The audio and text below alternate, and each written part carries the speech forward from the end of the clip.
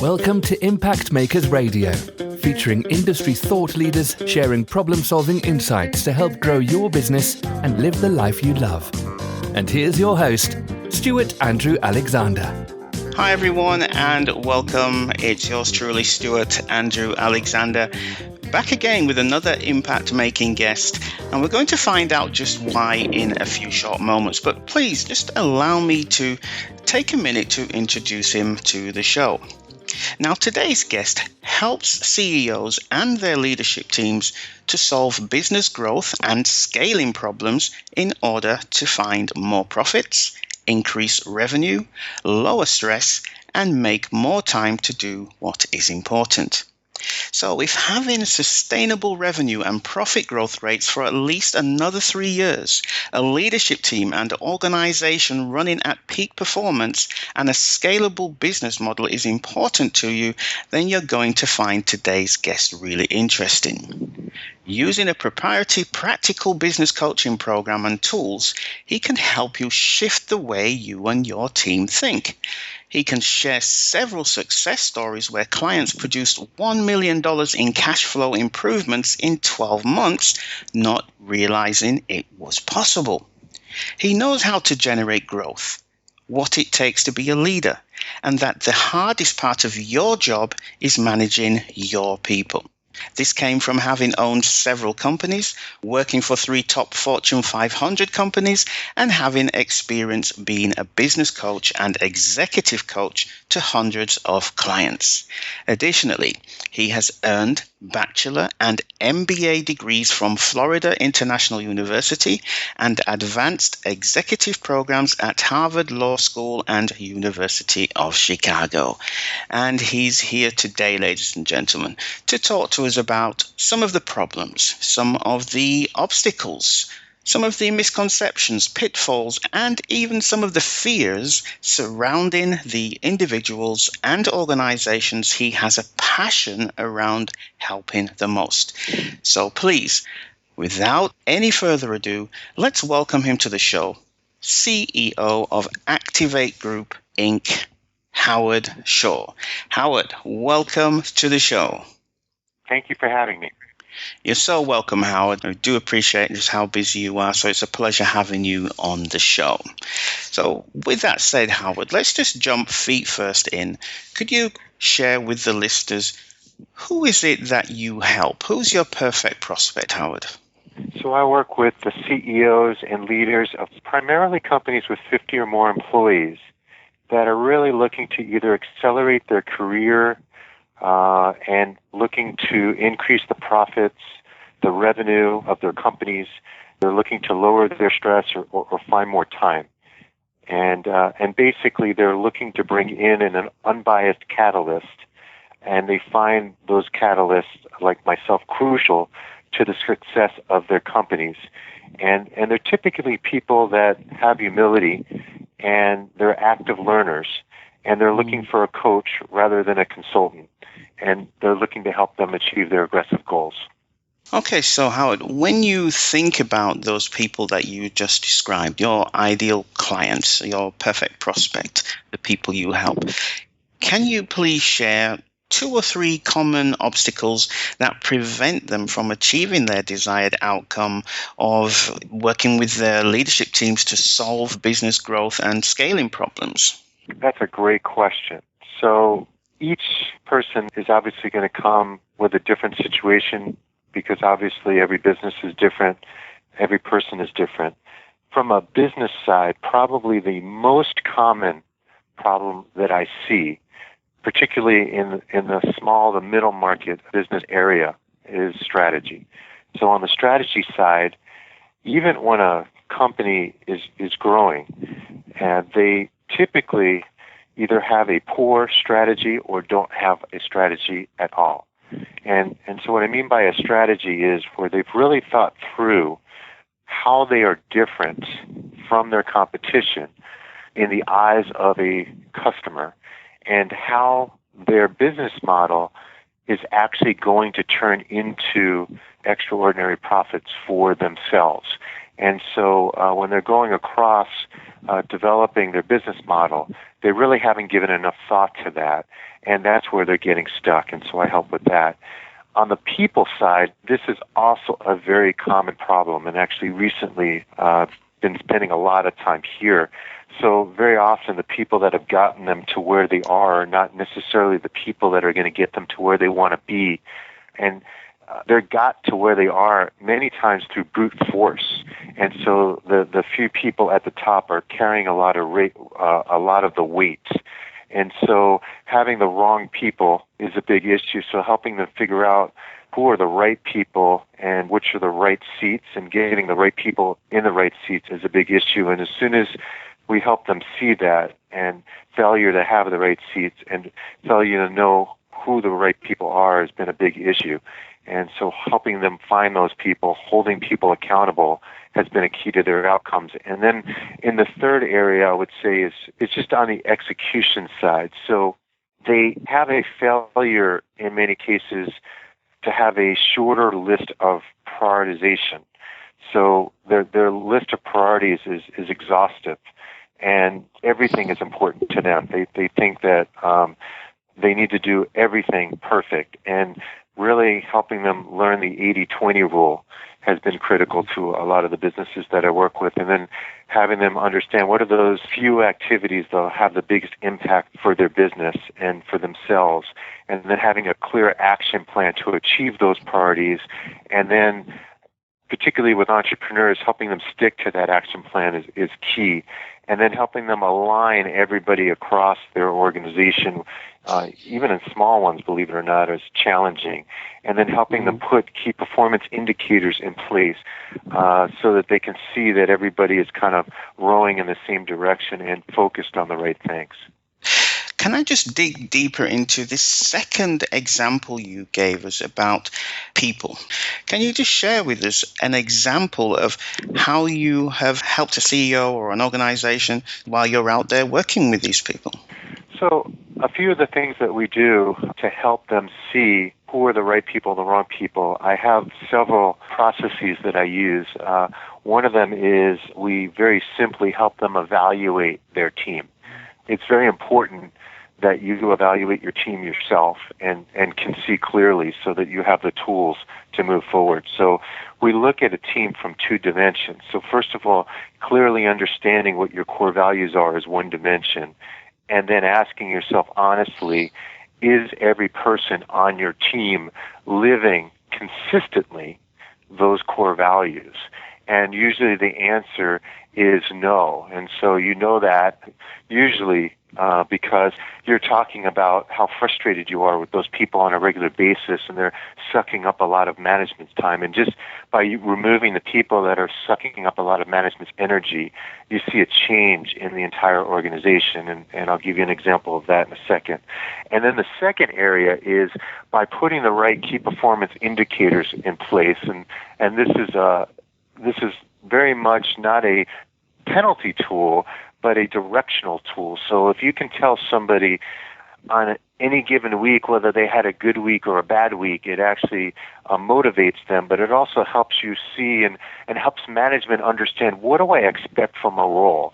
What does success mean when I hire somebody to put them in a place, in a position, and what do I really need for that role to contribute? So if somebody didn't show up today, why would that matter? And what you'll find is a lot of times we just add bodies and throw bodies at things, but we don't really think that through. And by helping them think that through, they're able to have a lot more clarity on who are the right people and who aren't. And so we help them put together a scorecard that's very quick and simple for them to see that. Then it just starts working itself out. And then I also work on kind of the team building, and we talk about the dysfunctions of how people contribute and don't contribute to the team. And you find, for example, the passive-aggressive people on your team, those people that nod their heads in the room and say they're going to do what you commit to as a plan, but then go off and do what they think is important rather than what you, as a leadership team, decide you want to do. Because those are the people that are the most dangerous, because you can't trust them. And in one of my clients, we actually just fired the cousin of the CEO who was the head of HR, and it was very Wow. clear that he was not performing. In the last year, there were 39 deliverables that he just chose not to do because he didn't feel they were in the best interest of the company. He felt there were other things that were more important for him to do than those deliverables. And those were top priorities for the company. And they were spending a lot of time cleaning that up as a result. And so he was clearly not delivering on his key performance indicators. And culturally, he was, ironically, who's supposed to be your cultural cheerleader, setting the standards, and he was violating several core values in the company. So he needed to go, and they let him go yesterday. Moving forward, Howard, when you think about the CEOs and the leaderships that you work with on a day-to-day basis, what are 2 to 3 popular misconceptions that they may have about the outcomes that they desire to achieve? Well, the first one I'm going to start with is hard work is all it takes to succeed. People that focus on that as their mantra work themselves to death and many times focus their people on the wrong things and don't really consider prioritization and don't realize that strategy wins. So how do I make less moves to get to the same points? And they don't realize the importance of right people and some of those other things I talked about earlier. So some of my favorite leaders, I call them lazy leaders. They look at things and they look at people and they look at situations. They say, why do we have to work that hard to get things done? And they start asking, how do we make it simpler? How do we, let's say, for example, look at a situation and say, turnover in a certain role is 50%. And they say, I don't want to accept that. So how do I make it so that anybody can do a position and we don't need that kind of turnover? And they redesign it so it becomes simpler. So to me, hard work, yes, work is hard, but they don't accept that as the answer. And yes, you do need it to succeed, but it's not all that it takes. And then the other thing that I find is, and this gets to my humility question in the very statement in the very beginning, is because you're successful, that doesn't mean you're a good business person. And so when they're evaluating the people that they're hiring and they evaluate their team, they look for the team members that are humble and that are always constantly learning. And they look to surround themselves with brighter people, and they realize they're not an expert at everything.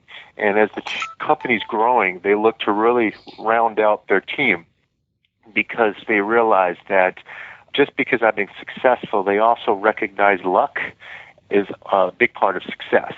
And so they're going to look at that as well in the equation, and they don't let it go to their head.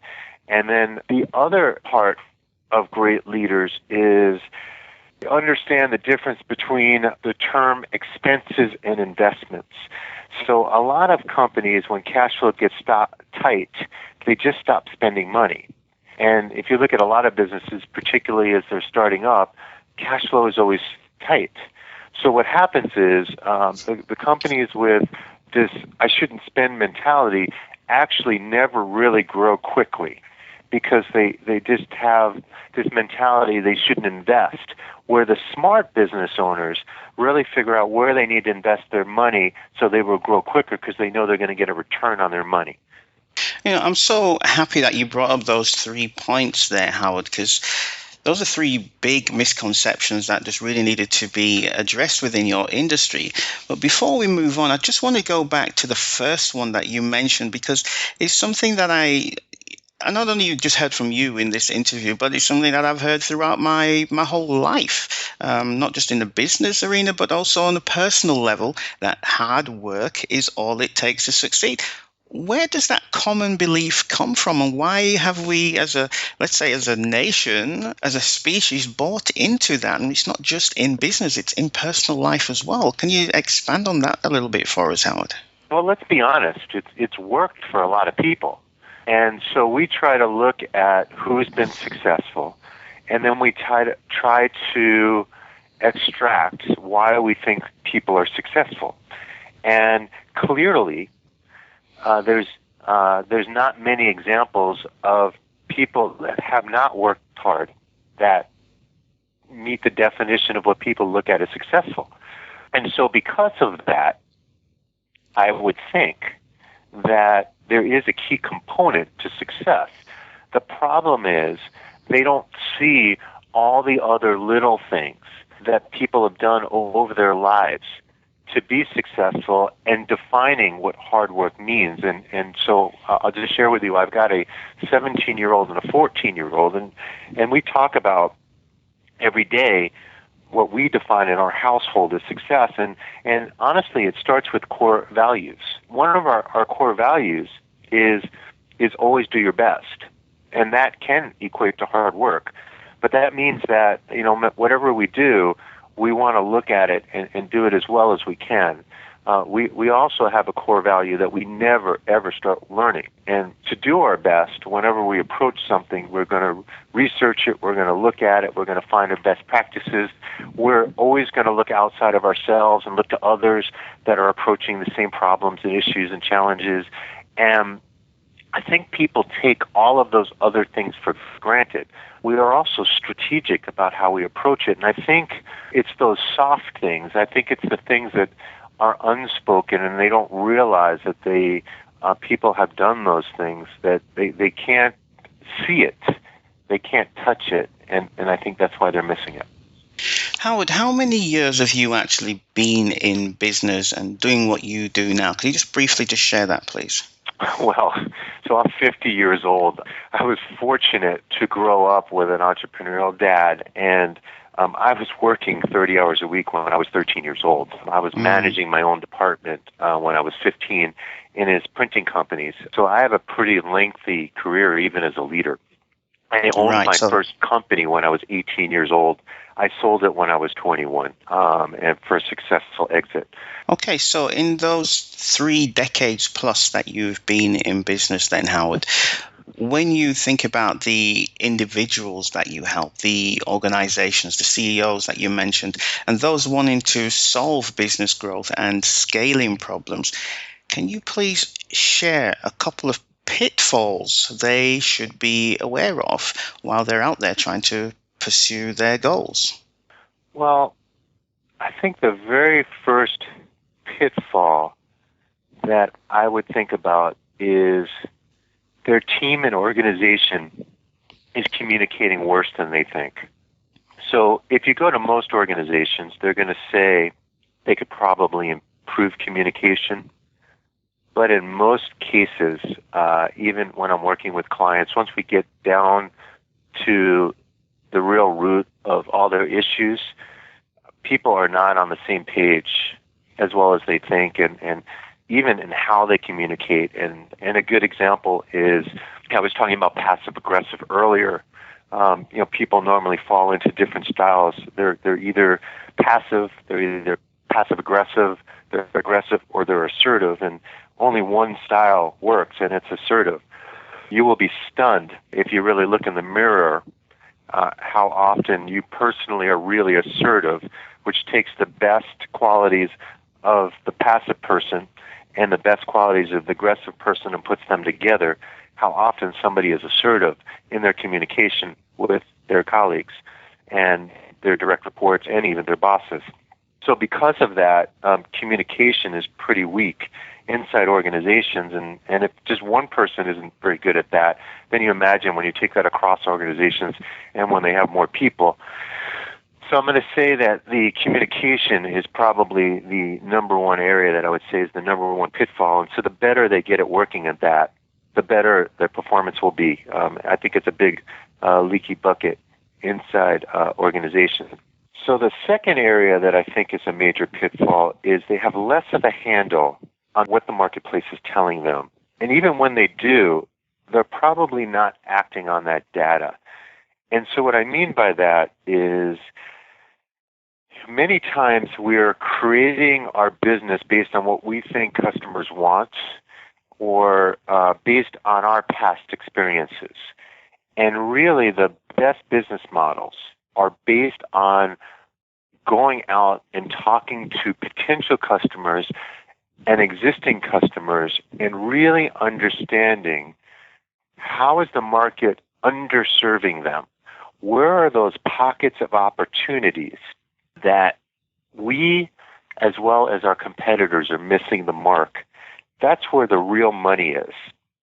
And the other thing is, when I ask companies to dissect why they're successful, why are they able to steal market share, why are they growing faster than the competitors, they can't articulate that. And I think that's a huge problem, because what they're saying is they're winning and they don't know why. And it's important, because the better you have a handle on exactly why you're winning, and it's not everything. It's a few things.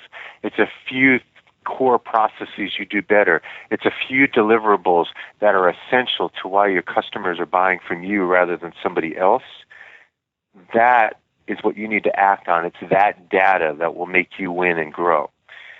The third thing is, if they learn better on how to align as an organization, narrow their priorities, increase accountability, and really understand how to build a culture, and I know that's a mouthful, their growth rate every year would increase dramatically, and the amount of that growth would turn into a lot more profit. And so if you look at a business, running a business is a process, just like running any other process in your company. And when I meet business owners, they don't look at running their business as a process. So think about it as an entrepreneurial operating system or as a business operating system. They don't think about it that way, and so they take it for granted, and they run at the seat of their pants. And if they didn't, I call that the leaky bucket. So every time we got our priorities right, we would make that much more money. Every time we got everybody rowing in the same direction, we would make that much more money. They don't necessarily give it enough focus, and I consider that a pitfall. Howard, in your experience, what are 2 to 3 of the most common fears that prevent the people you work with from achieving their desired outcomes? Well, so let's be quite honest here. Most people that are running a business have confidence. So that confidence has 2 ends to it. The one is the confidence is what got them the ability to start a business, get it going. And I don't usually deal with startups, so they have some degree of success. So most of my clients that have me are on the fastest growing list of Inc. 500, so they have fast growth rates. They have good profits, so they've had some success. To some extent, even though they know they can be a lot more successful, even though they can do a lot more, they're wondering, why can't I fix this without you? And until they've worked with me, and then we've gotten that success, it's hard for them to touch it. It's not like some of the other things they buy. It's almost air. So they're asking themselves, why can't I do it without you? So unless they're being introduced to me by one of their colleagues that's already gotten that success, that's probably the first challenge. The second one is there's always that fear when you buy something like any kind of a service or a product. What if it doesn't work? And or is there a better option? And particularly when it comes to any kind of coaching, consultant, that kind of stuff, there's always this thing in the back of your mind, well, I've had this problem and I've been in business for 15, 20 years, let's say. They know they're getting in their own way, and so there's this fear that they're going to continue to get in their own way, and so a lot of the stuff we do are best practices that many of these people already knew about. So many times they're going to think that it's not going to work because they're going to get in their own way. So that's the first part. And then the second one, there are a lot of options out there. Let's not be silly here. I don't care what business you're in, there's more supply than there is demand. So there's thousands of coaches and consultants and all of that. And so I see a lot of business leaders get lost in an analysis by paralysis and over analyze who to hire, and then they start looking at all the different options of processes, and then many of them just don't decide. And then there's a lot of ranges of different costs, and what you spend doesn't always correlate into what you get, and then they just get lost in it, and then they just don't do anything. And then the last one, which is kind of ironic, is, man, we are so busy. There's so much going on. I'm going to do an acquisition. I got to hire some new people. I've got all these problems right now. I don't have time. And ironically, so what they would hire me for is to help them find more time and to help them focus and get a lot of this stuff prioritized and get it out of their way. But then they'll say they don't have the time to do that. And in many cases, it's costing them hundreds of thousands of dollars every month, and they're drowning, but they'll say they don't have enough time. And so it's kind of the chicken and the egg syndrome. So when you go into some of these organizations that say, Howard, we just don't have the time to do all of these things, where are the bottlenecks? Where are the roadblocks there, Howard? So many of them are working, crazy hours. And ironically, if you get to know the DNA of some of these people, they will always work those crazy hours. It's just in their DNA. When there's not a problem, they create them. when there isn't, and I've had this happen when I work with clients, once we remove all of their obstacles and we get everything organized, then they tell me they're bored. So, oh my goodness! Yeah, they're like, oh my God! Now the business is running so well, I'm bored. I've actually had that happen, and then they start. So funny. Then they're like, I got to go do an acquisition. I got to go do something because now I'm bored, and so it's just in their DNA. So right. So I think the DNA is part of the problem. They're trained to be busy, and it makes them almost feel important. And then the second part is because they have no prioritization, they don't realize this needs to be their top priority. And so they're just constantly running. Another one, but then it may mean they're in trouble, is because their business model is not right, they're constantly trying to fix a bad business model. And I just had one of these the other day. Ironically, the light bulb should have went up when I was talking to the CEO because he's actually gone to an acquisition strategy because he can't grow organically. He's now broken a small business. It's only a $10 to $12 million business into where he's chasing 3 different sales channels, which has increased his cost structure dramatically. And by the way, I figured this out in an hour conversation, and that's why he's really not making any money. So now he's so worried about not making any money, he's concerned he can't afford to spend that kind of money right now and spend that kind of time because he's 3 different channels. And I'm like, well, his problem is his business model and the time he's losing trying to chase 3 different channels. So he can't get out of his own way. So I guess going back to the same thing, they just can't get out of their own way. I just got to go back to what you were saying about the guy who all of a sudden had all this time on his hands and didn't know what to do with himself and just had to make himself feel so busy again. It's a conversation that I had just today with somebody about just being busy just for the sake of being busy, and then convincing yourself that you don't have time to do the strategic things within your business, the business building activities that's actually going to take you or move you forwards towards your goals. So I think that's ironic that you brought that up, and it's very useful for the listeners. So thank you for that, Howard. This question always sounds really obvious when I ask it, but I'm going to ask you anyway. When you think about the people who you work with, why would they want to solve the business growth and scaling problems that they have? Why would they want to do that in the first place? What are the reasons for it? Here's what's ironic. People usually aren't going to do it for the benefits. The natural thing would be, I want to increase my business valuation. I want more revenue. I want more profits. And usually that's what you're going to hear. The reason I usually get hired is normally I'm pissed and I can't take it anymore.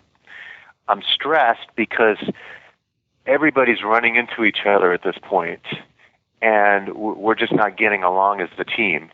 And it's creating a lot of stress. and my partners and I are not getting along anymore.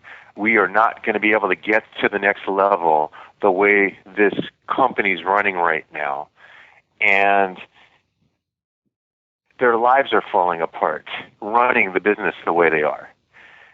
What happens when we fix all of that is they wind up with higher business valuations, a lot more revenue, a lot more profits than they ever imagined. But they usually are just frustrated and stressed, and time has just gotten well beyond what they ever imagined. But the reason they should do it is they have more money running out the door right in front of their eyes. It's money they've already captured and they're just losing. But that's not usually the reason they hire me. Howard, a great interview so far. We know now specifically who it is that you help, the CEOs and their leadership teams, and we know why you help them and what you help them to do. And we know what your greatest passion is for helping these people. You spoke about some of the most common obstacles that they have, some of the popular misconceptions they may have bought into. You addressed the harmful pitfalls that they should be aware of, the fears that hold them back, as well as some of the emotional and logical reasons that you just shared with us. So with that said, now that we know all of that, Howard, let's talk a little bit about Howard and your solution. What is it exactly? Does your solution have a name? Does it have a brand? And what made you come up with the idea, and what inspired you to help the kinds of people that you work with today? Now, Howard, please forgive me. I know that was like 737 questions in one sentence, but to wrap it all up for you, make it more simple, just tell us a little bit about your backstory and how that links with what you do today and the products and services that you provide. Please, go ahead. Well, God, I'm glad you asked it the way you did. Because, first of all, no one gets excited about the program. No one really wants, and by the way, back when I was on the other side as CEO or even inside the companies, nobody wants planning. No one wants to sit in meetings. Those are just all tools of how you get to where you want to get to. But through my journey, having worked in the companies that I did, and having the experiences that I had, first of all, as great as the companies that I did work for, I was certain there was a better way. I've worked with all kinds of passive-aggressive leaders. I've seen all kinds of horrible communication. I was seeing all kinds of revenue and profits disappear right before our eyes, and everybody saying, "This is awesome." And I'm like, you got to be kidding me. We're destroying value. A bunch of really upset employees leaving that were highly capable people because of horrible leadership.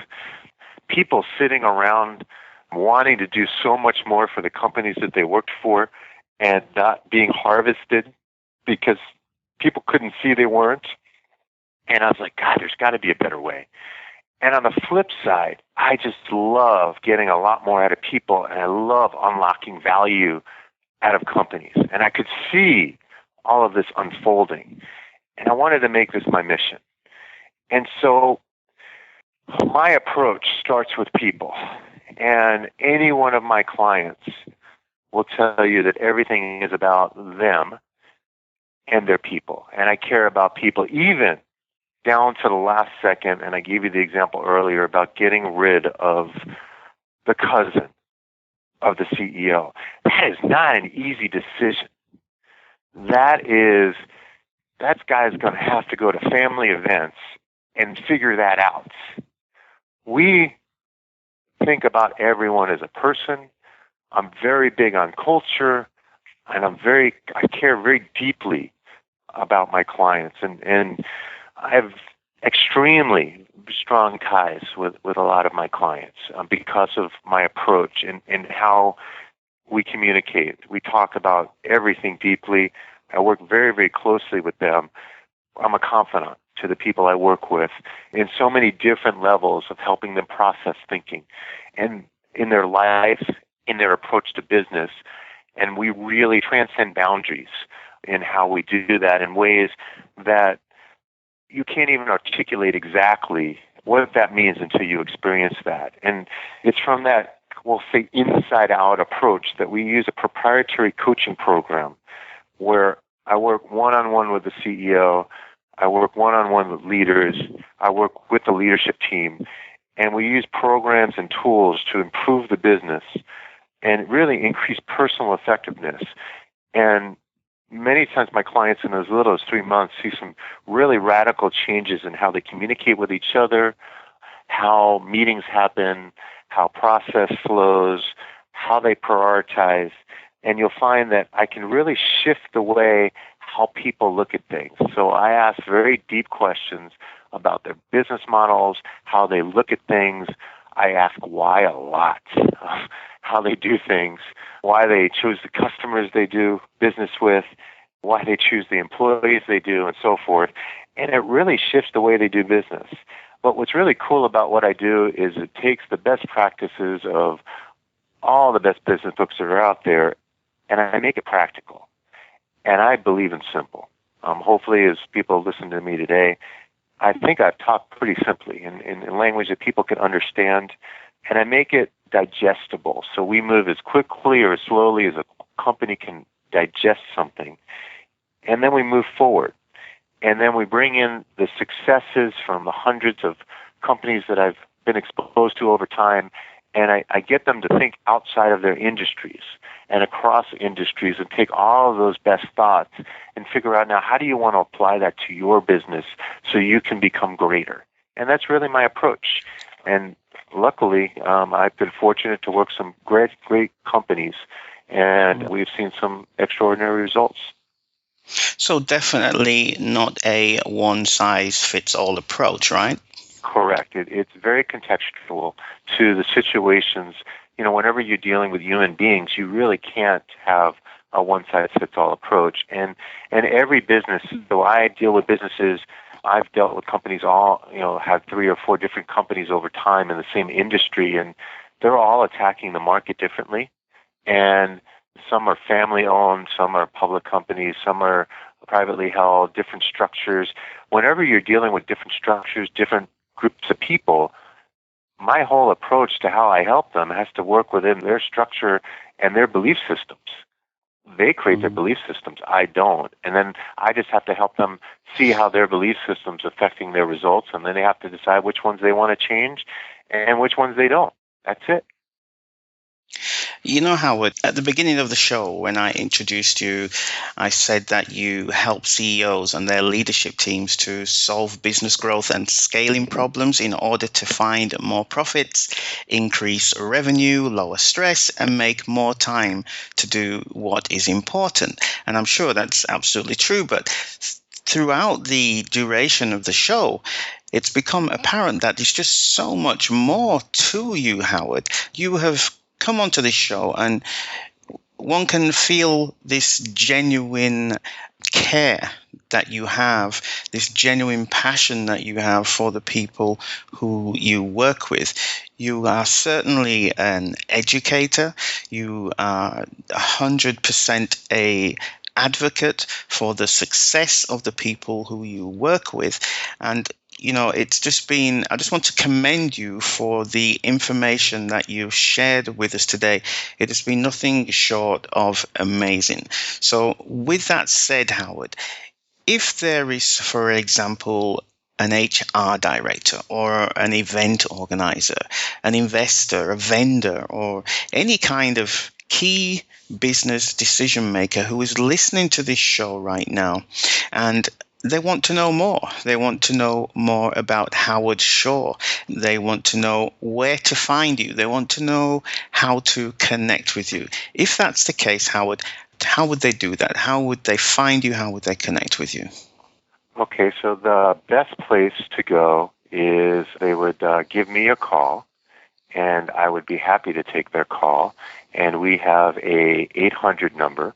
It's 877-692-6211, or they can just shoot me an email directly. It's my last name, SHOREH, @activategroupinc.com. Perfect. So, Howard, have you had fun today on the show? This was awesome. I'm so thankful to have the opportunity to speak to everyone. Before we go, Howard, do you have any final thoughts that you would like to impart with the listeners today? Whether it's me or anyone else, I always have a catalyst in my life. I participate in a mastermind group, which is a group of CEOs that are in a similar business as mine. I have always had a coach in my life. I strongly recommend that you have a catalyst in your life, whether it's me or someone else. And once you've done that, I'm pretty certain that as long as you've hired a credible one, that you will never go back. Thank you for tuning in to Impact Makers Radio. To listen to all past, present and future industry thought leaders and trendsetters, visit us at impactmakersradio.com.